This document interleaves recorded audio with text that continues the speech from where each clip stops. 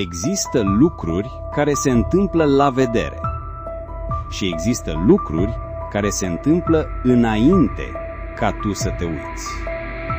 Această serie nu e despre teorii, e despre structuri, despre bani, despre putere și despre întrebarea pe care puțini îndrăznesc să o pună până la capăt.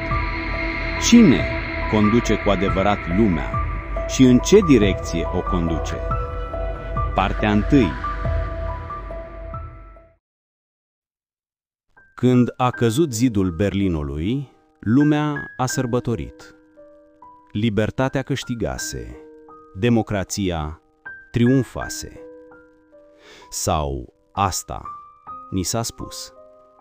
Pentru că în spatele prăbușirii unui sistem era deja pregătit altul. Unul mai subtil, mai greu de văzut, mai greu de combătut. Nu o ideologie cu steaguri și uniforme, ci o rețea invizibilă, globală, fără față.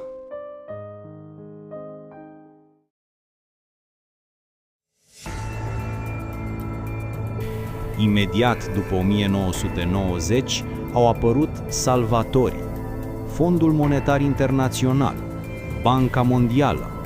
Au venit cu bani, au venit cu sfaturi, au venit cu ajutor, dar ajutorul lor venea cu un preț. Țările care acceptau finanțarea trebuiau să urmeze un singur model, același, indiferent de cultură, de istorie, de nevoile reale ale oamenilor.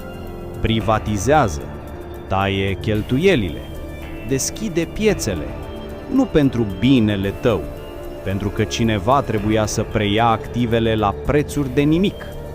Și cineva a preluat. Au numit-o liberalizare. Noi o numim colonizare financiară. Dintr-o dată, soarta unor națiuni întregi nu mai era decisă de popoarele lor. Era decisă de niște cifre, de niște ratinguri, de niște oameni pe care nu i-ai ales și nu îi poți da jos. Moody's, Standard & Poor's, Fitch. 3 companii private, fără mandat democratic, fără responsabilitate publică, cu puterea de a decide că economia ta merită să se prăbușească. O singură literă schimbată într-un raport de rating și guverne cădeau, monede se evaporau, oamenii își pierdeau economiile de o viață. Asta nu e piață liberă, asta e control. Dar asta era doar începutul. În anii 2000 s-a petrecut ceva ce aproape nimeni nu a observat. Și exact asta era intenția. A apărut o nouă clasă de putere. Nu băncile, nu guvernele, nu armata, administratorii de active. Și în fruntea lor, BlackRock.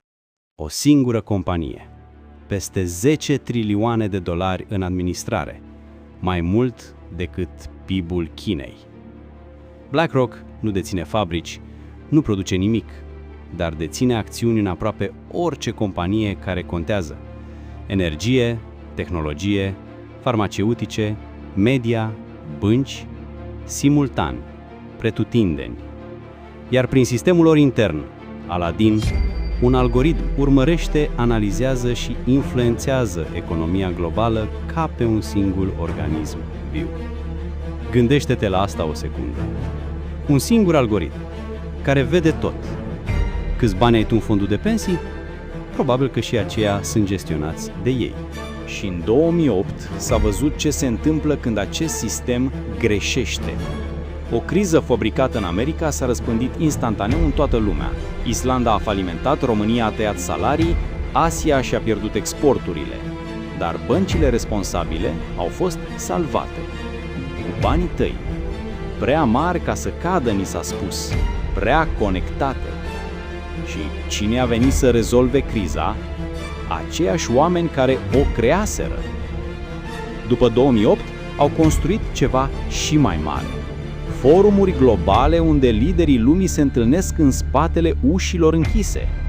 G20, Davos, Consiliul de Stabilitate Financiară. Nu i-ai ales, nu poți să-i votezi afară, nu știi exact ce decid, dar deciziile lor îți afectează prețul la pâine, rata la bancă, dacă copilul tău va găsi un loc de muncă. Ei spun că rezolvă probleme globale, schimbări climatice, inteligență artificială, pandemii, dar observă ceva.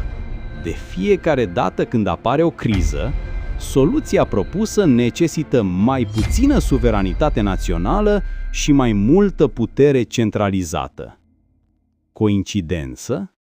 Și acum a venit ultima piesă din puzzle, datele. Google știe ce cauți, Meta știe cu cine vorbești, Amazon știe ce cumperi, TikTok știe cât timp te uiți la fiecare imagine.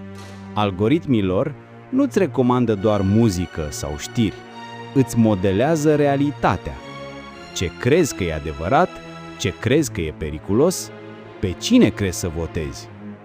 Pentru prima dată în istorie, cei câțiva pot controla ce gândesc cei mulți. Nu prin forță, prin feed. Privește imaginea de ansamblu. Instituții financiare care controlează accesul la bani. Companii de rating care decid cine merită să existe. Fonduri de investiții care dețin simultan tot ce contează.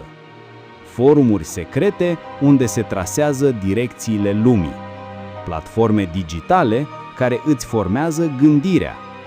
Toate conectate, toate coordonate, toate în mâinile acelorași câteva mii de oameni.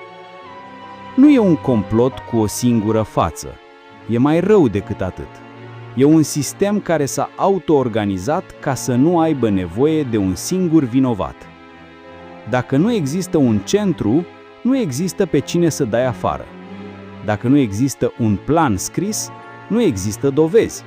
Iar tu ești liber să votezi, liber să alegi între produsele pe care ei le dețin, liber să te indignezi pe internet, pe platformele lor, liber să-ți ții economiile în bănci, pe care tot ei le controlează. Libertatea ta e reală, dar e proiectată cu grijă.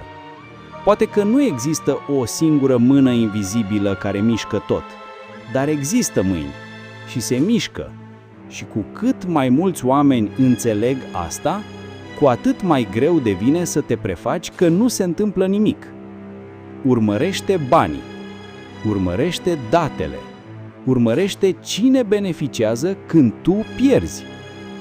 Pentru că adevărul nu se ascunde în teorii ciudate, se ascunde în documente publice, în structuri acționare, în ușile închise ale unor hoteluri din Davos. E acolo, la vedere, dacă știi unde să te uiți. Aceasta a fost doar suprafața. Structurile pe care le-ai văzut astăzi, financiare, instituționale, digitale, sunt doar stratul exterior al unui sistem mult mai vechi. În partea următoare mergem mai adânc. Cine sunt oamenii din spatele instituțiilor? Ce viziune au despre lume? Și de ce unele dintre răspunsuri nu se găsesc în economie, ci în altă parte? Dacă ai ajuns până aici, probabil că deja simți că ceva nu se potrivește. Continuă să urmărești.